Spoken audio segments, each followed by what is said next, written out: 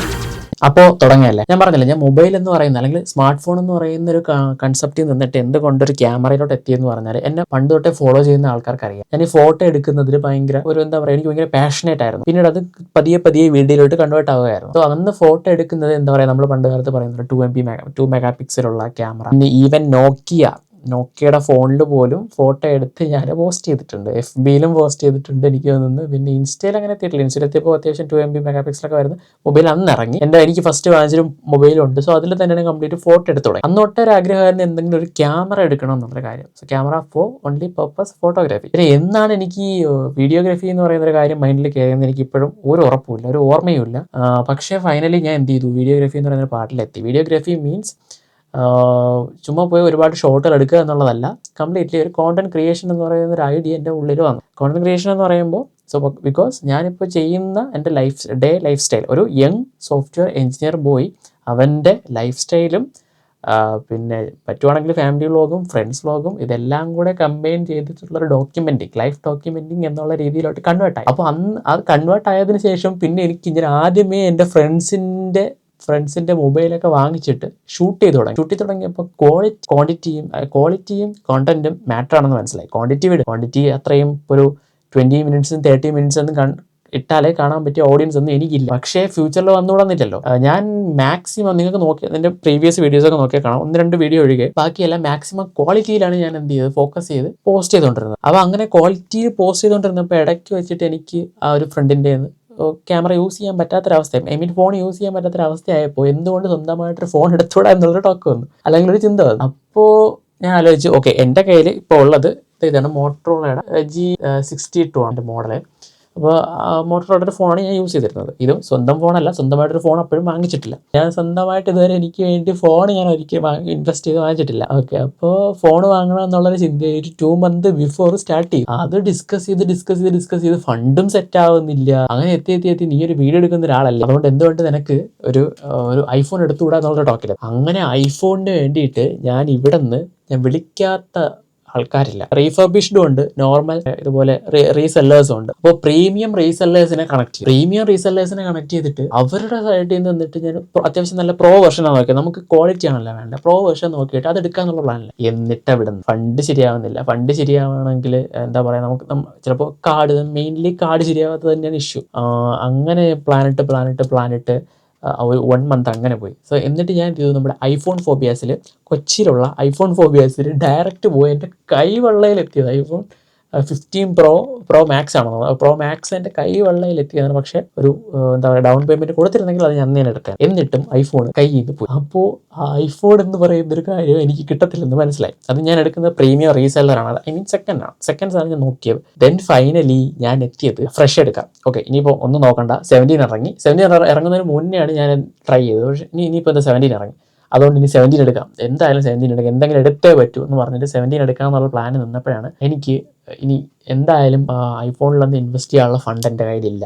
Okay, അതിന് മാത്രം എനിക്ക് ചിലവ് വരുന്നുണ്ട്. അതുകൊണ്ട് അതിനുള്ള ഫണ്ടൊന്നും എനിക്കില്ല. അതൊരിക്കലും വേർത്തിയല്ല. എടുക്കുകയാണെങ്കിൽ പ്രോ വേർഷൻ എടുത്തിട്ട് കാര്യം, മിനി ആയിട്ടുള്ള വേർഷൻ എടുത്തിട്ട് കാര്യമില്ല. പ്രോ ആണെങ്കിൽ 17 ആണെങ്കിൽ അന്യായ വില. അതുകൊണ്ട് ആ പ്ലാനും ഡ്രോപ്പ് ചെയ്യും. ആൻഡ് ഫൈനലി ഞാൻ പിന്നെ ആക്ഷൻ ക്യാമറയിലോട്ട് കടക്കാൻ തുടങ്ങി. കാര്യം നമ്മുടെ ആവശ്യം വ്ളോഗ് എടുക്കുക എന്നുള്ളതാണ്. സോ ഞാൻ ഇത്രയും ഇങ്ങനെ ട്രാവൽ ചെയ്ത് 2 മന്ത് ഇങ്ങനെ ടൈം സ്പെൻഡ് ചെയ്ത് കളഞ്ഞതിനേക്കാളും നല്ലതായിട്ട് ഒരു ആക്ഷൻ ക്യാമറ എടുത്ത് വീഡിയോ സ്റ്റാർട്ട് ചെയ്യാം എന്നുള്ള രീതിയിൽ എത്തിയതാണ്.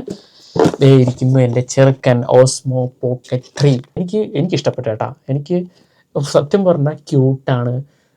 എന്താ പറയുക, നമുക്കൊരു പാവക്കുട്ടിയോട് സംസാരിക്കുന്ന ഒരു ഫീലാണ് എനിക്ക് ഇവരോടൊക്കെ സംസാരിക്കുമ്പോൾ കിട്ടുന്നത്. ലൈക്ക് ഇത് കണ്ട, ഇത് തന്നെയാണ് ഇതും. എനിക്ക് അതിനെടുത്ത് കാണിക്കാൻ പറ്റത്തില്ല, ഞാൻ ഷൂട്ട് ചെയ്യുന്നുണ്ട്. ഇതായിരുന്നു എൻ്റെ ഒരു ചെറിയ ജേണി, ഈ ഒരു സംഭവം എൻ്റെ കയ്യിൽ എത്താനായിട്ടുള്ളത്. ദെൻ കോണ്ടന്റ് ക്രിയേഷൻ സ്റ്റാർട്ട് ചെയ്യാൻ ആഗ്രഹമുള്ള ആൾക്കാർക്ക് പറ്റിയ ഒരു വെരി ഗുഡ് പ്രൊഡക്റ്റാണ് ഓസ്മോ എന്ന് പറയുന്നത്. ഓക്കെ, പോക്കറ്റ് 3 ബേസിക്കലി 360 ഒന്നും സപ്പോർട്ട് ചെയ്യുന്നില്ല. അതിന് വേണമെങ്കിൽ നിങ്ങൾക്ക് ഇൻസ്റ്റാ 360 നോക്കാം. ഞാൻ അത് നോക്കിയിട്ടുണ്ടായിരുന്നു. പക്ഷേ അത് ഈ യൂട്യൂബ് അപ്ലോഡ് ചെയ്യാനായി 4K 60 FPS അങ്ങനെ അപ് ടു റെസൊല്യൂഷൻ ഒന്നും അതിന് കിട്ടുന്നില്ല.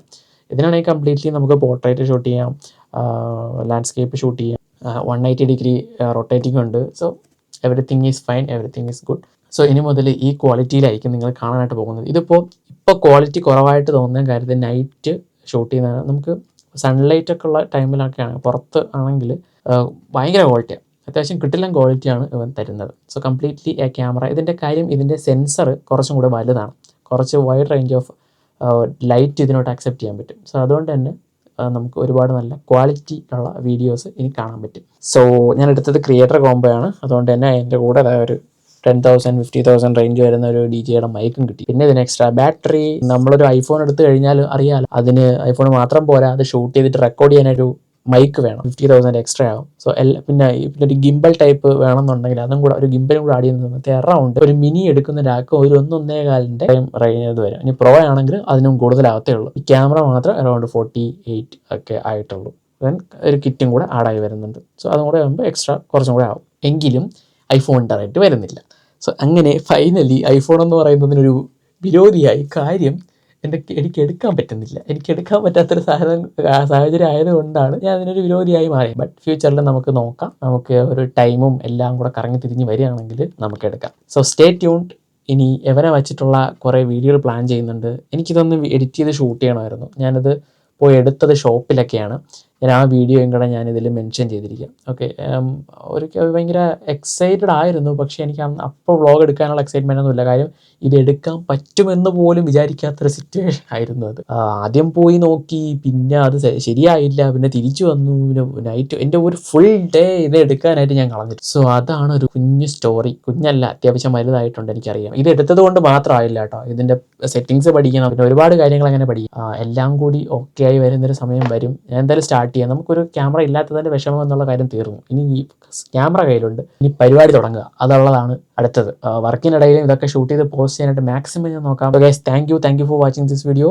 ആൻഡ് നെക്സ്റ്റ് വീഡിയോയിൽ കാണുന്നവരെ ബൈ ബൈ. Bye bye.